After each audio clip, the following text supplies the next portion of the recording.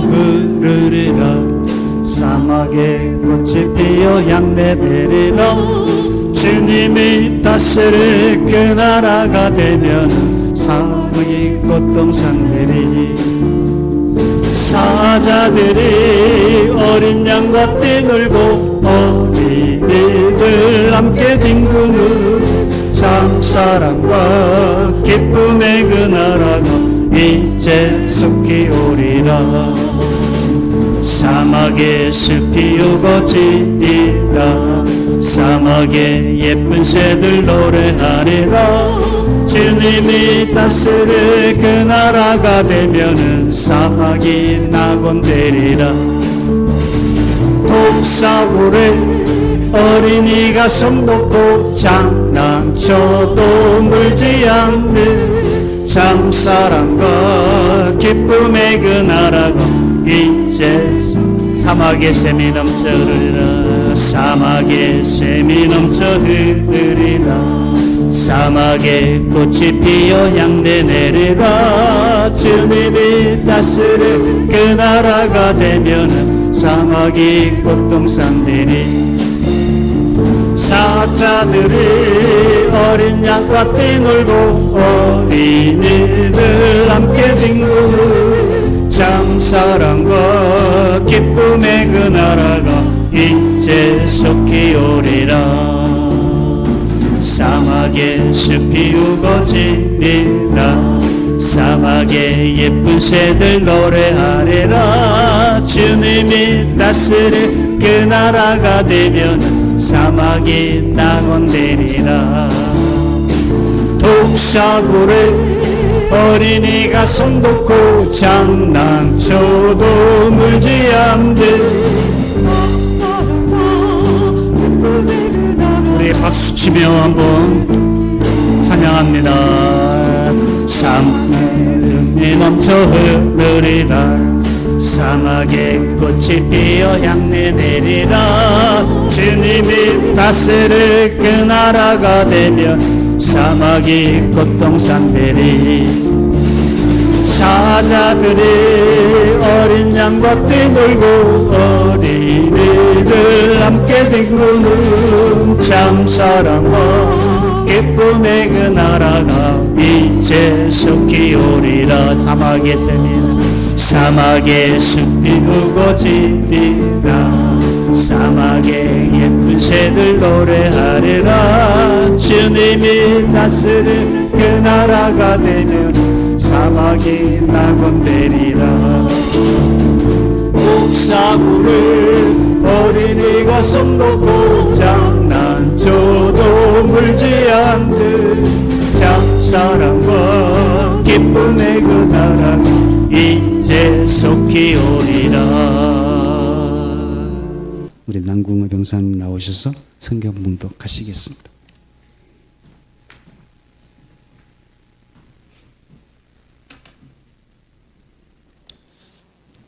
사무엘하 15장 1절로 6절 말씀 봉독하겠습니다.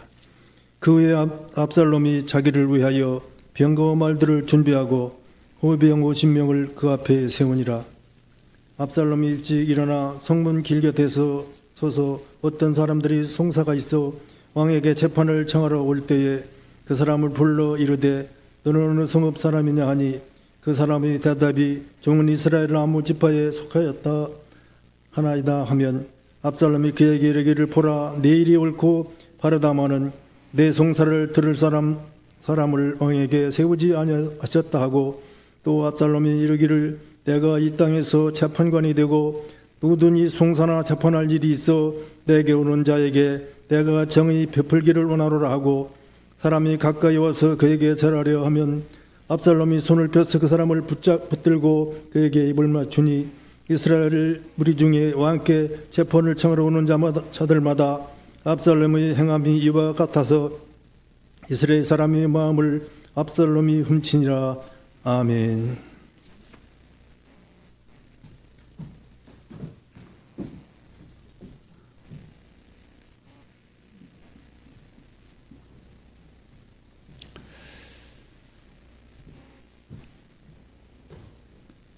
하나님께서 다윗이 어디를 가든지 이기게 하셨죠. 다윗의 이런 전성시대를 거쳐서 지난 시간에는 다윗이 범죄를 하나님 앞에서 행하게 되었죠. 그러면서 어려운 날들을 사무엘하 끝날 때까지 이제 경험하게 됩니다. 사무엘하 8장 6절 말씀을 보게 되면 다윗이 다메섹 아람의 수비대를 두매 아람 사람이 다윗의 종이 되어 조공을 바치니라. 다윗이 어디를 가든지 여호와께서 이기게 하셨습니다. 근데 다윗이 밧세바 사건 이후 어려운 날들을 겪게 됩니다. 13장 1절을 보게 되면 그 후에 이 일이 있으니라 그랬습니다. 그 후는 다윗과 밧세바의 일이 있은 후라는 의미입니다. 앞으로 전개되는 일들이 다윗의 범죄에서 비롯되었음을 암시하고 있습니다. 다윗이 30살에 왕이 되어 7년 6개월 동안 남쪽 헤브론에서 유다 지파의 왕으로 있었을 때에 다윗이 헤브론에 있었을 때 6명의 아들을 낳게 됩니다. 3장 2절에서 5절까지 말씀을 보면 그 6명의 아들들이 나오는데 다윗이 헤브론에서 아들들을 낳았을 때 맏아들은 암놈이라 이스라엘 여인 아히노암의 소생이었습니다. 둘째는 길르압입니다. 갈멜 사람 나발의 아내, 여러분 나발 아시죠? 나발의 아내였던 아비가일의 소생입니다. 셋째는 압살롬인데 그술왕, 이방 이스라엘은 아니죠. 그술왕 달메의 딸 마아가의 아들입니다. 넷째는 아도니아인데 핫기스의 아들이고, 다섯째는 스바데랴 아비달의 아들이고, 여섯째는 이드르암이라 다윗의 아내 에글라의 소생이었고, 이들은 다 다윗이 헤브론에서 낳은 자들이었습니다. 장남이 암논입니다. 그리고 둘째가 길르압인데 이 길르압에 대해서 성경에서는 안 나와요. 그래서 학자들이 이 둘째 길르압은 아마 일찍 죽지 않았는가 그렇게 추정하고 있습니다. 그래서 셋째가 압살롬인데 실질적으로 보게 되면 압살롬은 둘째 아들 역할을 하게 되는 것으로 볼 수가 있습니다.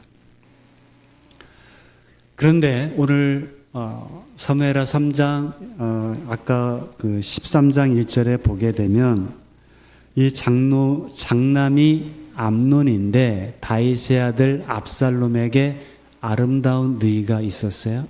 그러니까 6명의 아내에게서 아들 6명을 낳았는데 그중 셋째 압살롬에게 아름다운 누이가 있었는데 이름은 다말입니다.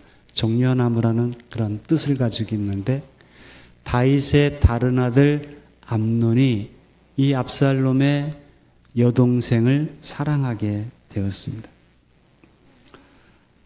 얼마큼 사랑하게 됐냐면 13장 2절 보면은 그는 처녀이므로 어쩔 수 없는 줄을 알고 암논이 그의 눈이 다말 때문에 우라로 말미암아 병이 되니라. 저런 병을 무슨 병이라 그러죠? 상사병 걸려보셨어요?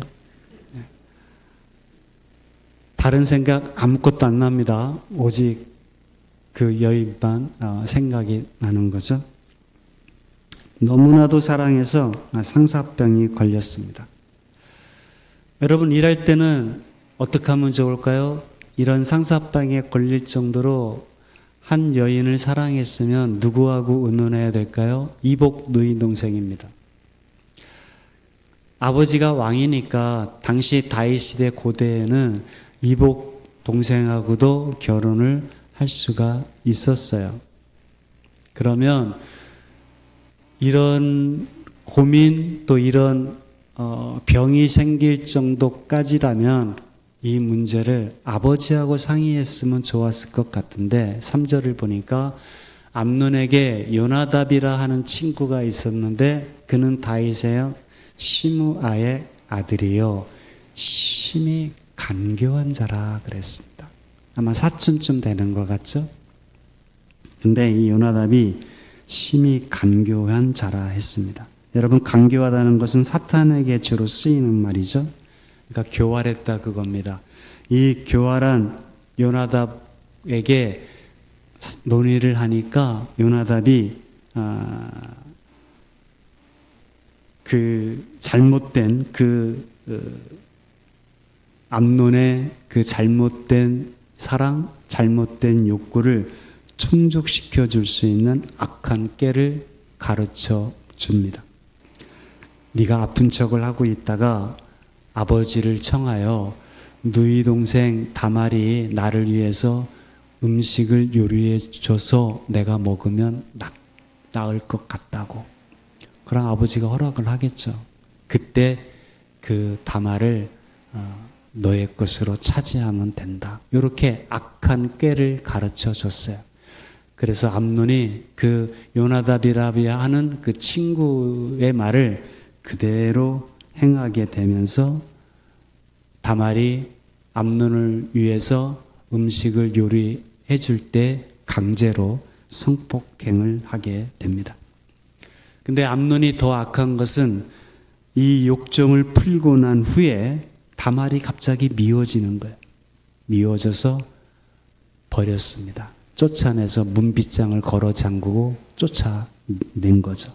그래서 다말이 울면서 자기의 친오라비 압살롬 집으로 가게 됩니다. 나중에 이 이야기를 다윗이 들었습니다. 그때 다윗의 반응은 13장 21절을 보니까 다윗이 이 모든 일을 듣고 심히 노했습니다.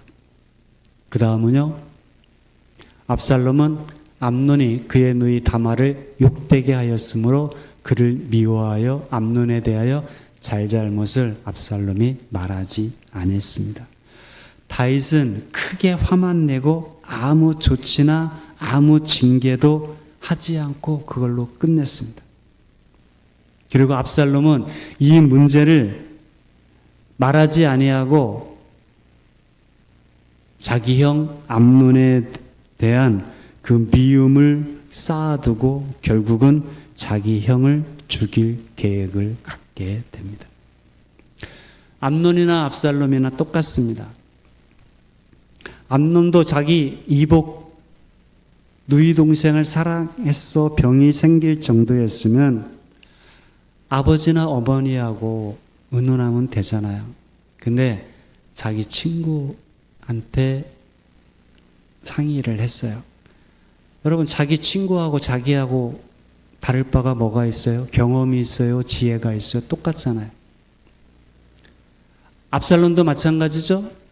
아버지 다윗이 그 얘기를 듣고 크게 노하였다. 그걸로 끝내면 아버지에게 찾아가서 아버지 왜 가만히 있냐고. 다말을 위해서 다말이 매일같이 울고 있는데 저 수치, 저 상처 때문에 고통당하고 있는데 아버지 암논 형을 갖다가 어떤 벌을 줘서 다말을 위로해야 되지 않겠냐고 얘기를 하면 되잖아요. 근데 아무 말도 하지 않았다는 거죠. 자기 형 암논에 대한 미움만 계속 쌓아두었고 결국 형을 2년 후에 죽이는 그런 비극이 다윗 가정에 일어나게 된 겁니다.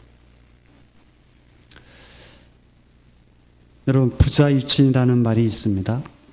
부모와 자녀는 친해야 한다는 뜻입니다. 우리 아들들은 어떤 고민하고 상담할 게 있으면 그 대상이 아버지여야 되지 않을까요? 그러기 위해서는 아버지와 아들은 친밀해야 되겠죠. 그래서 힘든 일이 있거나 의논할 만한 일이 있을 때 아버지하고 친밀해야 아버지하고 의논을 하겠죠. 근데 대부분의 청소년기에 있는 자녀들은 아버지하고 별로 친하지 않은 것 같아요. 대화가 거의 없다고 그래요. 그들에게 어떤 힘든 일이 있거나 어떤 의논할 일이 있으면 인터넷을 뒤지거나 아니면 자기와 가장 가까운 친구에게 그것을 털어놓고 의논을 한다는 거죠. 자기하고 똑같은 애들하고 의논해봐야 뭐 다를 바가 뭐가 있겠어요. 그래서 어리석은 결정을 내릴 때가 많은 거죠. 만일 다윗이 장남 암논이 자기 여동생을 옳지 않은 일을 했을 때 만약에 합당한 조치를 취해서 벌을 내렸더라면 어떻게 됐을까요? 형제지간에 이런 끔찍한 일은 벌어지지 않았겠죠. 암논에 대한 거기에 따른 백성들이 다 보고 있고, 그리고 자기 여동생, 자기 딸이 큰 수치와 고통을 당하고 있는데 거기에 합당한 처벌을 내렸다라면 압살롬이 형 암논을 죽일 계획도 갖지 않았을 것이고, 다말이 위로되면서 또 암남도 자기의 잘못에 대해서 또 생각하고 깨닫게 되니까 이런 끔찍한 비극이 일어나지 않았을 텐데, 왜 다윗은 크게 화만 내고 아무런 조치를 취하지 않았을까? 자기가 그랬잖아요. 우리아의 아내 밧세바를 성폭행했잖아요. 그러니까 아들의 성폭행 사건을 당당하고 떳떳하게 처리할 수가 없었겠죠. 그래서 여러분, 죄라는 것이 참 무서운 겁니다. 아버지가 하는 짓을 자식이 그대로 보고 배우니까 죄라는 것이 그래서 무섭습니다. 그렇지만 다윗은 이 일을 처리를 했었어야 됩니다. 자신이 당당하지 못했을지라도 다윗이 암논을 적절하게 징벌을 했더라면 이런 비극적인 사건까지 가지는 않았을 것입니다.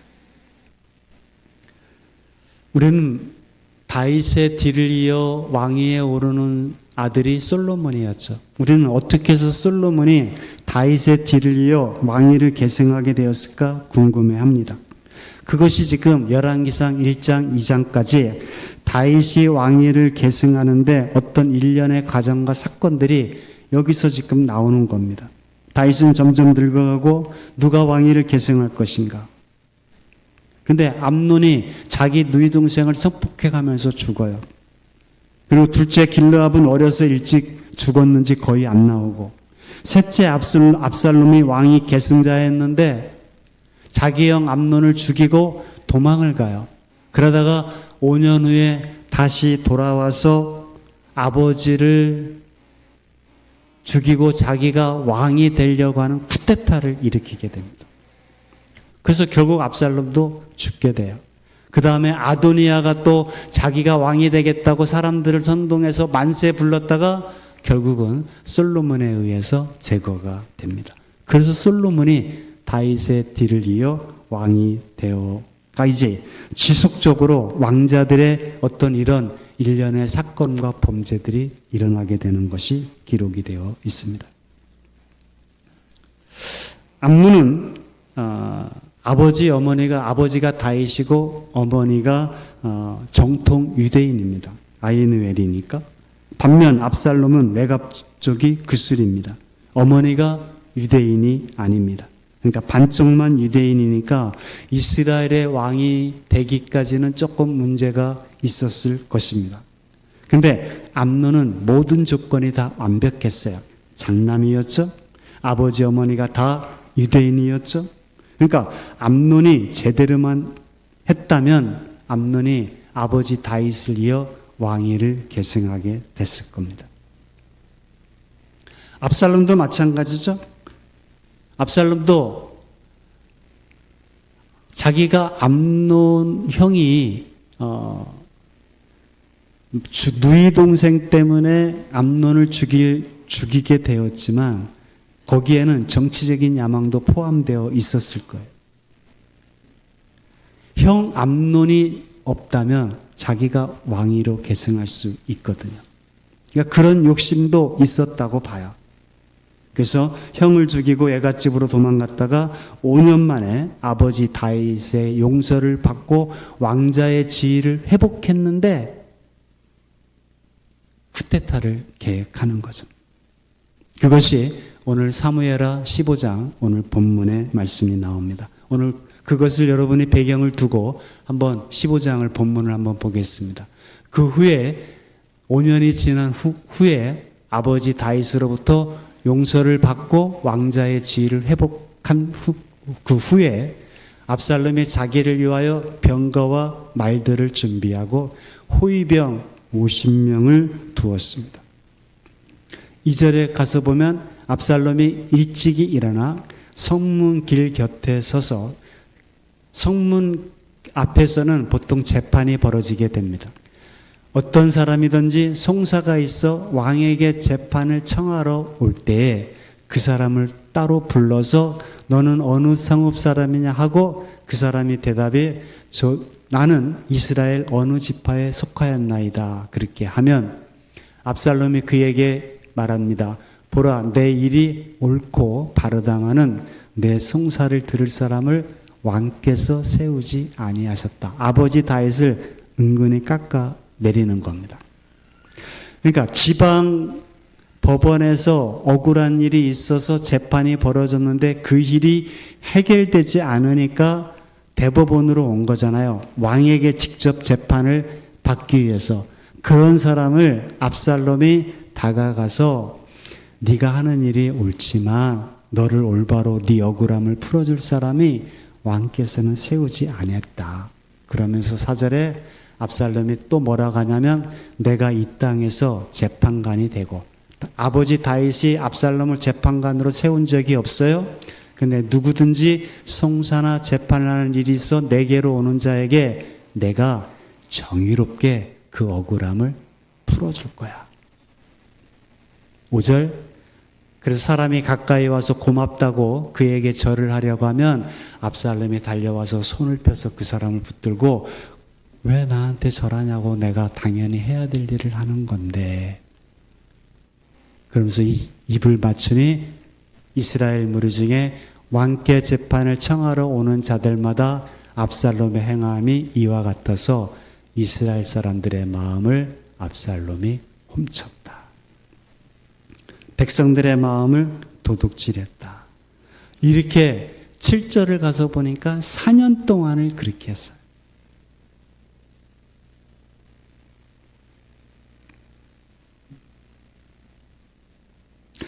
근데 성경은 왜 압살롬이 백성들의 마음을 훔쳤다고 말할까?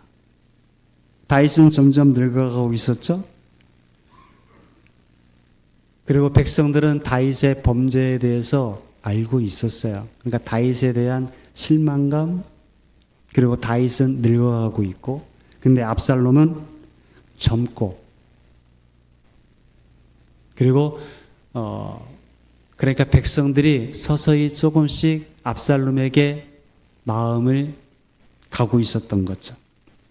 압살롬도 정상적으로 아버지로부터 왕위를 물려받으려고 하지 않고 이런 잘못된 방식, 잘못된 마음을 가지고 백성들의 마음을 서서히 자기에게로 돌리기 때문에 성경은 마음을 훔쳤다, 그렇게 표현을 한 겁니다. 백성들의 마음이 압살롬에게 이렇게 마음이 향하게 된 것은 압살롬이 백성들의 그 억울한 사정을 잘 들어주고 관심 있게 따뜻하게 품어주고 그러니까 백성들의 마음이 압살롬에게 향한 것도 있었지만 백성들이 압살롬에게 마음을 빼앗기게 된 것은 그의 외모 때문에 그렇습니다. 14장 25절에서 26절까지 한번 여러분이 같이 한번 읽어보시기 바랍니다. 시작.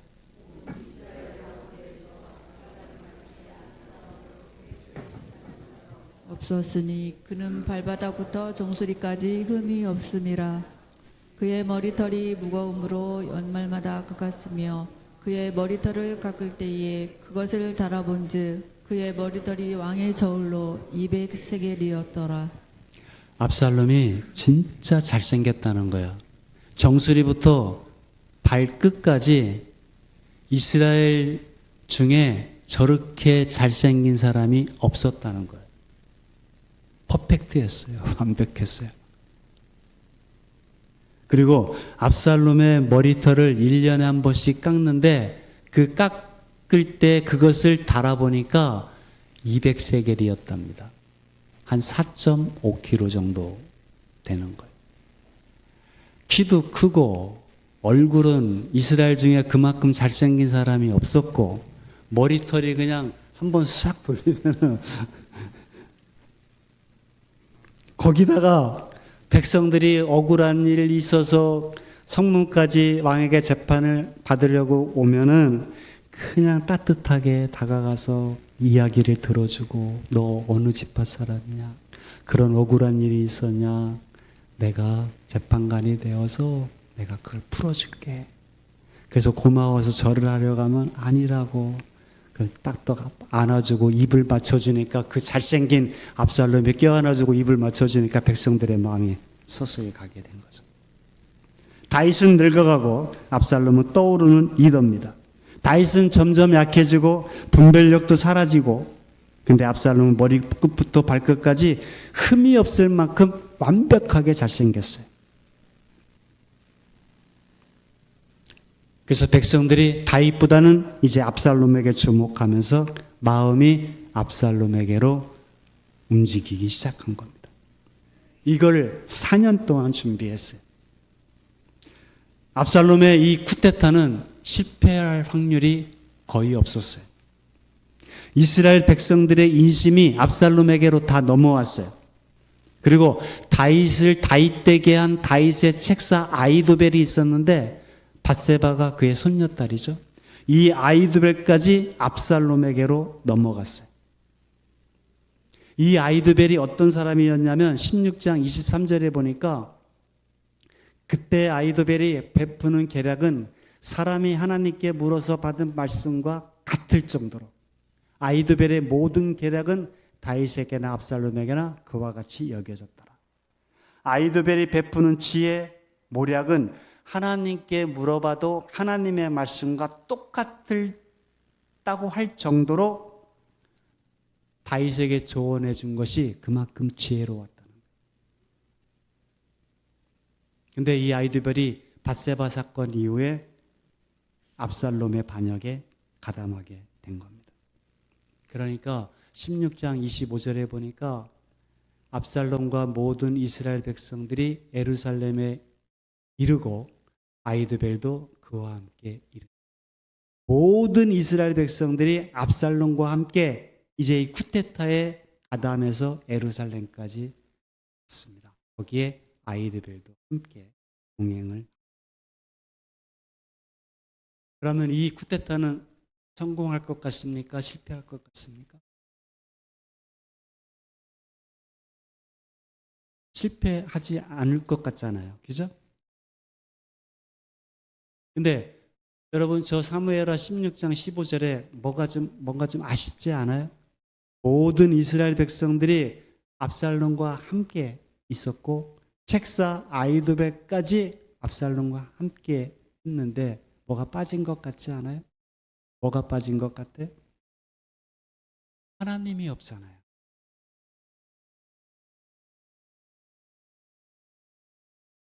압살롬이 4년 동안 공을 들여서 백성들의 마음을 훔쳤어요. 가장 지혜로운 아이도벨도 압살롬의 편이었습니다. 네, 하나님이 없어요. 백성들의 마음은 훔쳤는데 하나님의 마음은 잡지 못했어요. 그래서 실패해요. 성공할 것 같은데 실패합니다. 반면 다윗은 백성들로부터 인심도 잃었고 아이도벨도 잃었지만 그러면 다윗은 실패할 것 같은데 하나님이 다윗과 함께 하나님이 함께 하시면 실패할 것 같은데 실패하지. 압살롬의 어리석음은 백성들의 마음을 얻는 데는 성공했을지 몰라도 하나님의 마음은 얻지 못했다는 것입니다. 여러분 하나님의 마음을 얻으려면 어떻게 해야 돼요? 요한복음 8장 29절을 보게 되면 나를 보내신 이가 나와 함께 하시도다. 나는 항상 그가 기뻐하시는 일을 행함으로 나를 혼자 두지 아니하셨느니라. 예수님께서 내가 나를 보내시니 하나님 아버지가 기뻐하시는 일을 내가 행하니까 나를 혼자 두지 아니하셨다. 임마누엘이죠. 우리에게도 동일하게 적용되는 말씀입니다. 하나님이 함께 하셔야 돼요. 하나님이 기뻐하시는 일을 할 때 우리는 하나님이 함께 우리를 혼자 두지 아니하셔요. 그래서 압살롬은 모든 것이 순조롭게 진행되고 성공할 것 같이 보이는데 결국 압살롬의 쿠데타는 실패하게 됩니다. 그래서 결론적으로 17장 사무엘상 17장 하 14절 말씀을 보게 되면 압살롬과 온 이스라엘 사람들이 이르되 아렉 사람 후세의 계략은 아히도벨의 계략보다 낫다 하니 이는 여호와께서 압살롬에게 화를 내리려 하사 아히도벨의 좋은 계략을 물리치라고 명령하셨습니다. 아히도벨이 이 쿠데타를 성공할 수 있도록 좋은 계략을 압살롬에게 주었어요. 근데 다윗의 신복 후세의 계략을 압살롬이 선택을 하게 돼요. 그래서 아히도벨이 이 쿠데타는 실패라는 것을 감지하고 자기가 스스로 목숨을 끊어버립니다. 근데 이것이 우연히 그런 것이 아니라 이는 여호와께서 압살롬에게 화를 내리게 하셨다. 하나님의 섭리 안에서 이 분위기가 뒤집어진 것입니다. 그래서 여러분, 하나님이 함께하지 않으시면 하나님의 마음을 얻지 못하면 성공할 것 같은데 성공할 수 없어요. 그래서 우리 성도들에게 가장 중요한 기도 제목은 임마누엘입니다. 하나님, 우리 아이들과 함께 해주세요. 하나님, 오늘도 저와 동행해 주세요. 이게 우리의 중요한 기도 제목이 되어야 합니다. 그래서 이 다윗과 압살롬의 이런 말씀들을 보게 되면서 우리가 깨달아야 될 것, 가장 중요한 것, 그것은 임마누엘입니다. 여러분, 세상 살아보니까 이 세상에 태어날 때 두렵고 어떻게 살아가야 될까 막막하고 그렇지만 여러분, 이 세상 살아보니까 별거 아니잖아요. 그죠? 한 60년, 70년, 80년 살아보니까 세상 별거 아니잖아요. 딱 두 가지만 주의하면 됩니다. 하나는 하나님을 무서워하는 것, 또 하나는 죄를 무서워하면 이 세상은 별거 아니다. 하나님과 죄 짓는 것만 두려워하면 됩니다. 그래서 여러분, 무엇을 먹을까 마실까 그것을 묵상하지 말고 전쟁의 소문이나 흉흉한 소문을 묵상하고 생각하면 우리의 마음은 점점 불안해집니다. 무엇을 묵상해야 돼요? 역사의 주인이신 하나님, 우리 인생의 주인이신 하나님을 생각을 많이 하셔야 돼요. 그거를 묵상해야 돼요. 그러면 아무런 걱정할 것이 없습니다. 하나님은 요셉과 함께 하셨다 그랬죠? 애굽에 팔려갈 때도 함께 하셨고 억울한 누명을 쓰고 감옥에 들어갔을 때도 하나님은 요셉과 함께 하셨다 그랬어요. 하나님은 다윗과 함께 하시니 어디를 가든지 이기게 하셨다 그랬어요. 그런데 압살롬에게는 하나님이 함께 하셨다는 말씀이 없어요. 백성들의 지지도 얻었습니다. 권력도 가졌습니다. 지혜로운 아히도벨도 자기 곁에 두었습니다. 근데 결정적으로 하나님이 없었어요. 그래서 압살롬은 백성들의 마음은 훔치는데 거기에 마음을 쏟았으나 하나님의 마음 얻는 데는 간과한 거예요. 그래서 우리 음암교회는 성령 충만해야 되고 그리고 하나님이 우리와 함께 하시는 그 임마누엘을 사모하고 기도해야 될 줄 믿습니다.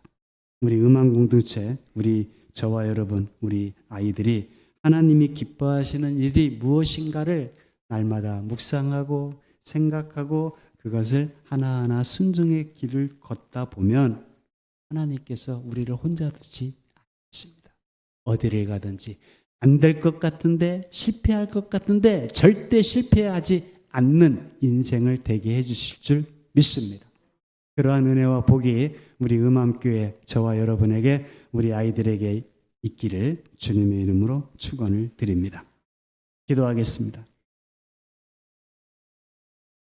압살롬의 이름은 평화의 아버지라는 뜻을 가지고 있습니다. 그는 하나님으로부터 정말 많은 것을 받았습니다.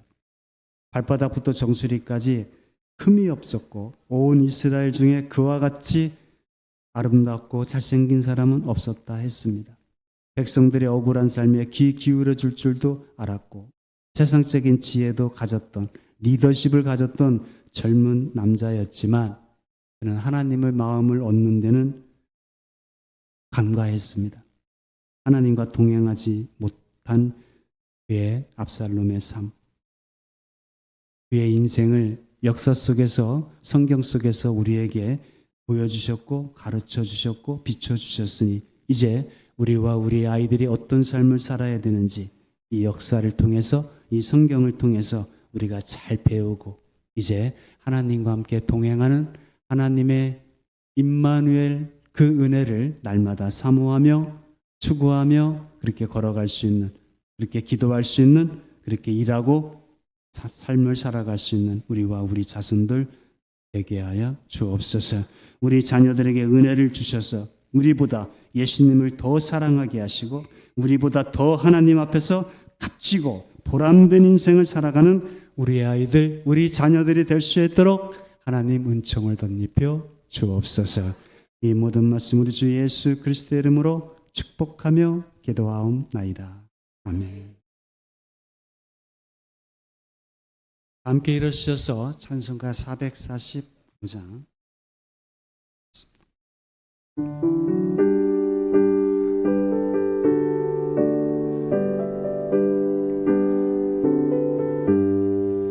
대산을 넘어 험곡에 가도 빛 가운데로 걸어가며 항상 지키시기로 약속한 말씀 변치 않되 하늘의 영광 하늘의 영광 나의 맘속에 차고도 넘쳐 할렐루야를 힘차게 불러 영원히 주를 찬양하리.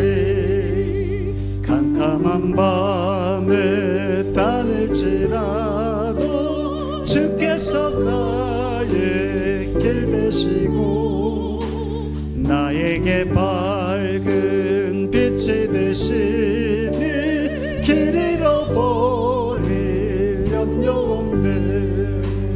하늘의 영광 하늘의 영광 나의 맘속에 차고도 넘쳐 할렐루야를 힘차게 불러 영원히 주를 찬양하리. 광명한 그빛 마음에 받아 찬란한 천국 바라보고 할렐루야를 힘차게